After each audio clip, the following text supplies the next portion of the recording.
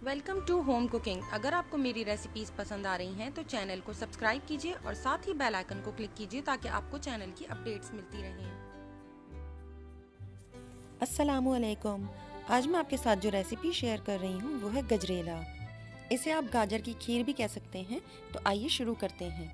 सबसे पहले मैंने 1 लीटर दूध को उबाल लिया है और इसमें आधा किलो गाजर को कद्दूकश करके शामिल कर लिया है। गाजर डालकर इसे अच्छी तरह से मिक्स कर लें। इसके बाद इसके लिए हमें चावल की ज़रूरत है। आधी प्याली चावल ली है जिसे मैंने आधे घंटे के लिए भिगो दिया था और मैंने इसे फूड प्रोसेसर में थोड़ा सा क्रश कर लिया है। चावल भी दूध में शामिल कर दें और इसे अच्छी तरह से मिक्स कर लें।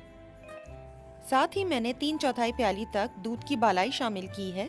अगर आपके पास अवेलेबल है तो आप ऐड कर दें वरना ओमिट कर दें, कोई ज़रूरी नहीं है। इसके बाद 1 कैन एवोपरेटेड मिल्क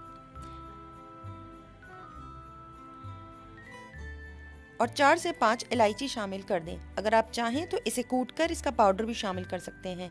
इसके बाद इसे हल्की आंच पर पकने के लिए छोड़ दें जब तक कि ये गाढ़ी हो जाए। वक्फे वक्फे से चमचा चलाते रहें ताकि चावल नीचे लगे ना।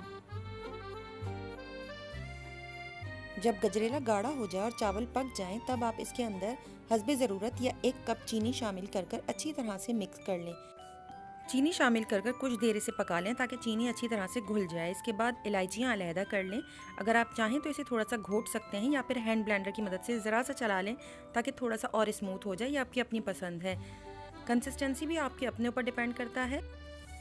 आपकी पसंदीदा कंसिस्टेंसी तक इसे कुक करने के बाद डिश आउट करें और अपने पसंदीदा नट्स के साथ इसे गार्निश कर लें और ठंडा या रूम टेम्परेचर पर इसे सर्व करें।